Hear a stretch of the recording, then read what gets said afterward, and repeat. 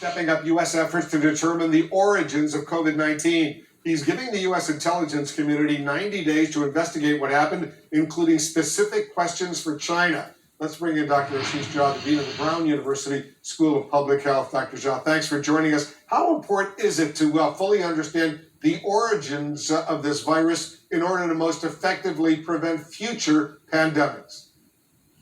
Yeah, well, first, thanks for having me back. I think it's critically important. Look, obviously, we've got to get through this pandemic no matter what the origin, but we do need to understand how it happened, where it started.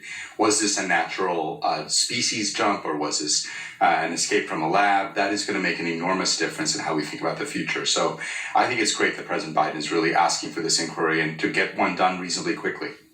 Which theory of origin seems most plausible, Dr. Jha, to you, at least right now?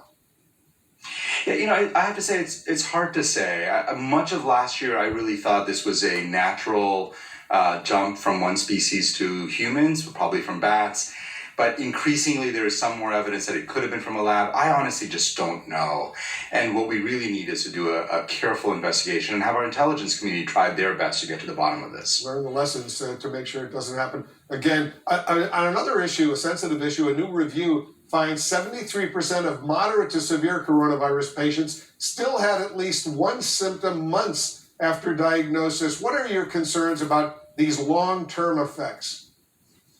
Yeah, this is something we continue to learn more and more about as this disease, as this pandemic has continued, that even people who survive, remember there are a lot of people who just like to focus on mortality, and of course that's very important, but even people who survive, we know more and more of those people will have some symptoms. Some of them are mild, some of them can be quite debilitating. This is why we need to take this virus so seriously. Absolutely right, Dr. Jha. Thank you so much for joining us. The postponed Tokyo Olympic Games are now scheduled to get underway in just over 8 weeks. But tonight, there's serious fear the competitions could be super spreader events as Japan is facing a worsening COVID crisis. CNN's Brian Todd has our report. The Olympic torch still making its way to Tokyo for the Summer Games. But with less than 2 months until the opening ceremonies, there's growing pressure tonight for the Olympic flame not to be lit. On Wednesday, Japanese national newspaper Asahi Shimbun, an official partner of the Tokyo Olympics, published an editorial calling for the Games to be canceled. A top doctors association in Tokyo has made a similar call. A petition calling for cancellation that got over 350,000 signatures in 9 days was sent to organizers. And top American medical experts have just written a piece in the New England Journal of Medicine, essentially saying Olympic organizers are going about their safety preps all wrong. I think that the approach they're taking right now is virtually a dangerous one. Top infectious disease expert Michael Osterholm is among the authors of the article who point out their concerns. Organizers, they say, have an uneven testing plan in place. Vaccines aren't available for many participants. Vaccinations for athletes are only encouraged, not required. Their contact tracing is based on apps which may not work. Athletes have to bring their own masks, and they'll share rooms.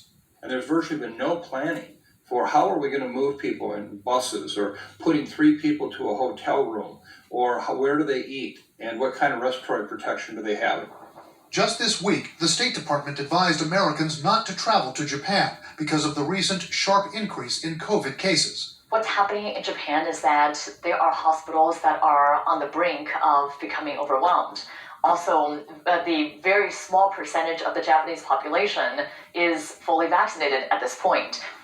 Now, with the prospect of more than 11,000 athletes from more than 200 countries coming in to compete and congregate, it's going to cost lives having the Olympics at the moment. But top Japanese officials, including the Prime Minister, as well as leaders of the International Olympic Committee, insist Japan is well prepared, can pull off the Games safely, and none of the folks involved in the planning and the execution of the Games is considering cancellation. That's essentially off the table. These Summer Games have already been postponed once, and the IOC has said it would not reschedule the Tokyo Games again. No Olympics, Tokyo Games would not exist, and what you have is going from Rio in 2016 to Paris in 2024 in terms of the Summer Olympics, and you'd have a lost generation of Olympians. Athletes who should have won gold medals and grabbed headlines who we will never know their names.